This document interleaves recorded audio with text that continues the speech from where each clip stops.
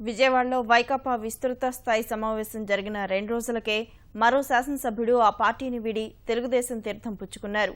చిత్తూరు జిల్లా పలమనేరు శాసనసభ్యుడు అమర్నాథ్ రెడ్డి తెదేపాలో చేరారు. 12 ఏళ్లుగా ప్రతిపక్షంలో ఉన్న తాను నియోజకవర్గ అభివృద్ధి కోసమే పార్టీ మారుతున్నానని తెలిపిన అమర్నాథ్ తెలుగుదేశానికి అమ్ముడుపోయారంటూ వైకాపా నేతలు చేస్తున్న వ్యాఖ్యలపై మండిపడ్డారు.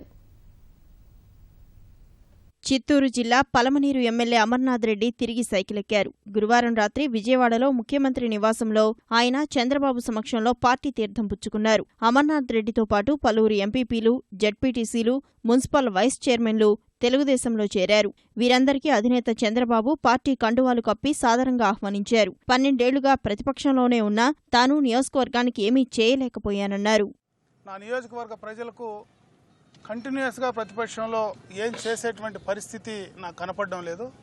భవిష్యత్తులో కూడా అది జరుగుతుందనేటువంటి నమ్మకం పూర్తిగా కూడా నాకు సన్నగిలిన దానివల్లనే ఈరోజు ఏదైతే తెలుగుదేశం పార్టీలో పార్టీ ఆవిర్భావం నుంచి కూడా పనిచేసినటువంటి వ్యక్తిగా, తెలుగుదేశం పార్టీలో క్రమశిక్షణ కలిగినటువంటి కార్యకర్తగా ఆనాడు కీర్తిశేషులు ఎన్టీ రామారావు గారి దగ్గర క్రమశిక్షణ కలిగినటువంటి వ్యక్తిగా తయారైనటువంటి వ్యక్తిగా ఉన్నటువంటి పరిస్థితుల్లో ఈరోజు మళ్ళీ కూడా తెలుగుదేశం పార్టీలోనే ఉండాలని, ఇంకొక పార్టీలో ఉండలేనని, ఎందుకంటే అది పూర్తిగా కూడా కాంగ్రెస్ పార్టీకి సంబంధించిన కల్చర్ ఉండేటువంటి విధానం వల్ల అక్కడ మనుగడ సాగించలేనని చెప్పి నాకు అర్థమైన తర్వాత ఈరోజు నేను మళ్ళీ కూడా తెలుగుదేశం పార్టీకి రావడం జరిగింది.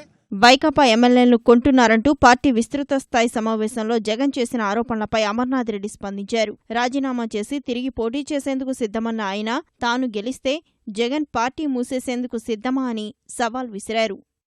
గత 2.5 సంవత్సరంగా నేను ఈ పార్టీని వీడి వెళ్లిన తర్వాత కమిట్మెంట్తో కూడా ఆ రోజు నాకు ఈ పార్టీలోనూ నాయకునితో నాకు ఉండేటువంటి విభేదాల వలన, ఆ జిల్లాలో ఉండేటువంటి పరిస్థితుల వల్ల ఆ రోజు నేను వెళ్ళడం జరిగింది.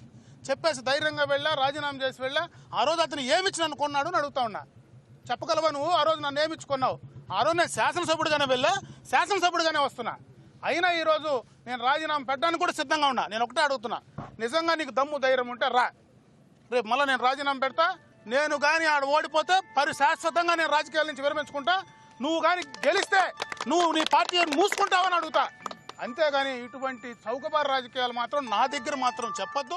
వైకాపా నుంచి త్వరలోనే మరిన్ని చేరికలు ఉంటాయని తెలుగుదేశం నేతలు చెప్తున్నారు.